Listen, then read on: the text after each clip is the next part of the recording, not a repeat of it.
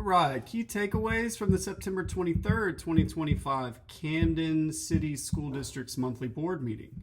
It was held at Camden High School.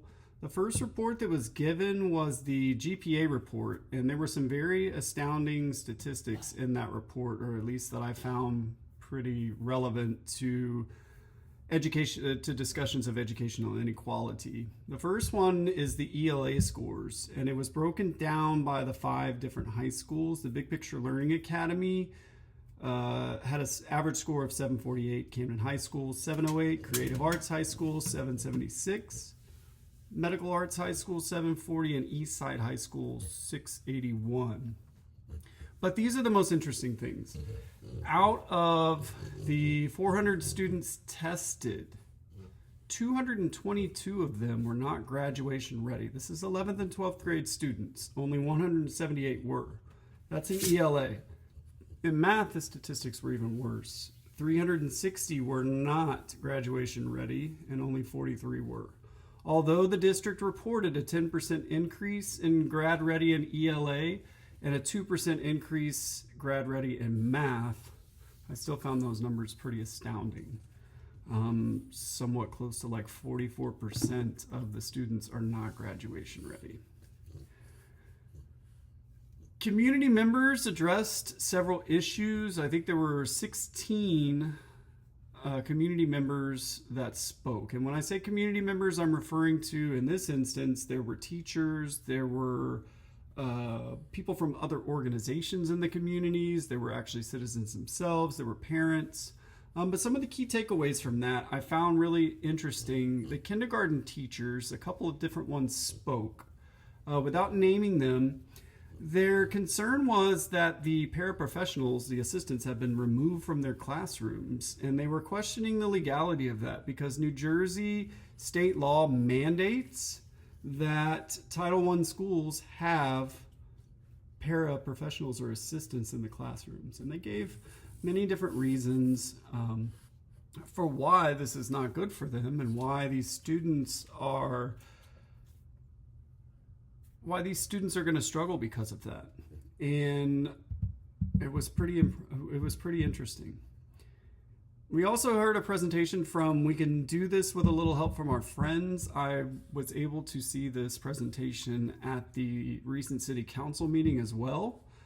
But the push was they've made a lot of strides in getting the football stadium for Camden High up to a place where students, parents, communities, other schools can come and actually have football games.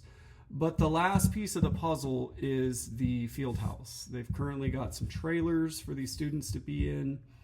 They're asking for $5 million to construct this field house with a concession stand, as well as resurface the parking lot and expand the track from its current 7 lanes to 8 lanes so that they can start having competitions there between schools. Another interesting thing that was pointed out is the resources that are being, I guess, divided between campuses. And one that stood out to me was that there is 1 nurse serving 3 campuses currently. These were attributed to budget cut, to staffing cuts, but I found that interesting. We also heard from Ronsha Dickerson, who is the executive director of Camden Parent and Student Union. I was able to sit down and visit with her one-on-one and have a great conversation with her. I heard her speak and give a presentation at the city council meeting as well. But she made a pretty powerful statement. She said, "I won't let my children fail because the state is trying to fail us." She was addressing this into the relation of the state appointing a new superintendent and her concern that the citizens of the community have no voice.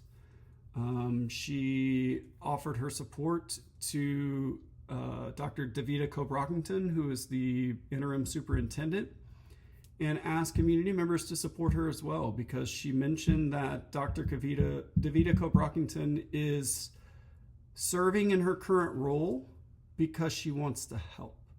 And that in a matter of a few months, she has addressed many problems. Dr. Davida Cope-Rockington also mentioned when she spoke that there are consultants working with the district for identifying areas of improvement and feasible solutions, and that she's really going to be pushing for reading and math results this school year.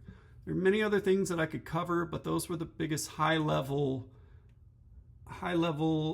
big picture items that this first school board meeting attendance uncovered for me.